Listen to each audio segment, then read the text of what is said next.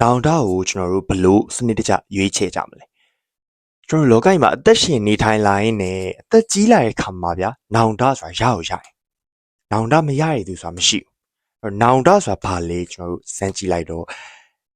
လှုပ်တဲ့လှုပ်ထိုက်တာကိုမလှုပ်မိလို့နောင်တရရတယ်မလှုပ်တဲ့မလှုပ်ထိုက်တာကိုလှုပ်မိလို့နောင်တရရတယ်ဆိုပြီးတော့မြန်မာစာခက်စစ်အဖွင့်နေမှာပါတယ်ပေါ့နော်နောင်တညီမျှခြင်းဆိုပြီးတော့အဲ့လိုမျိုးပါတယ်ပေါ့အဲ့တော့ကျွန်တော်တို့ကအသက်ကြီးလာတဲ့အခါကျရင်အသက်40 50ရောက်လာတဲ့အခါကျရင်နောင်တရကိုရတယ်နောင်တမရတဲ့သူရှိလားဆိုသွားမိကြည့်နောင်တမရတဲ့သူမရှိတဲ့လောက်ပဲတချို့ကကြတော့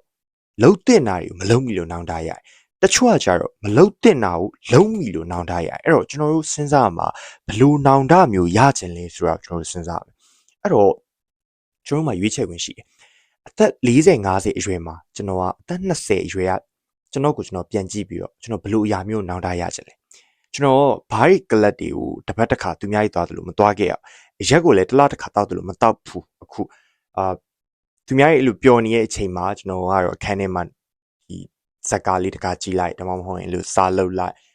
မုံလေးစားလိုက်နေရပေါ့နော်ပြီးရင်သူများရဲ့ဒီဝီတွေမူရစ်စေတုံးကလပ်တွေတက်ညဘက်တွေ after night out တွေထွက်အဲ့လိုမျိုးလုပ်နေတဲ့အချိန်မှာကျွန်တော်အဲ့ဒါကိုမလုပ်ခဲ့ရဘူးအခုမလုပ်နေဘူးပေါ့နော်ကျွန်တော်အသက်20မှာလည်းမလုပ်ခဲ့အခုကျွန်တော်အသက်22နှစ်မှာလည်းကျွန်တော်မလုပ်ခဲ့ဘူးအဲ့တော့အသက်40အရွယ်ရောက်ရင်ကျွန်တော်ကနောင်တရမှာပဲအော်ငါညာလုံးပေါက်ကလပ်တွေမသွားခဲ့မိလေချင်း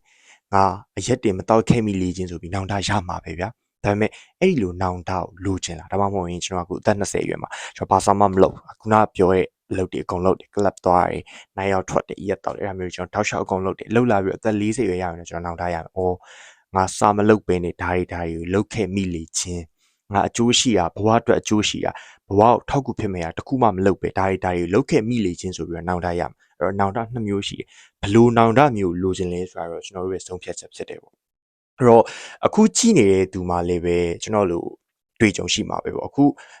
လုံနေတဲ့အလုပ်ကနောက်တစ်ချိန်ပြန်တွေ့ရင်နောင်တကိုရချင်တဲ့နောင်တမျိုးလားဒါမှမဟုတ်ကိုမရချင်တဲ့နောင်တမျိုးလားဆိုတော့အခုချိန်တွေကနေစမ်းစစ်ထားလို့ရှိရင်နောက်တစ်ချိန်မှာနောင်တရရင်တော့မှပဲကိုရွေးချယ်ထားတဲ့ပုံစံနဲ့နောင်တရတော့အဆင်ပြေတယ်လို့ကျွန်တော်ကတော့ယူဆပါတယ်အဲ့တော့အခုလိုဗီဒီယိုလေးကိုသဘောကျရဆိုလို့ရှိရင်ကျွန်တော်ရဲ့ channel ကို like and follow လုပ်သွားပေးပါဦး sorry ကျွန်တော်ရဲ့ channel ကို subscribe လုပ်သွားပေးပါဦးနောက်ဗီဒီယိုတစ်ပုဒ်နဲ့အတူတူပြန်လာခဲ့ပါမယ်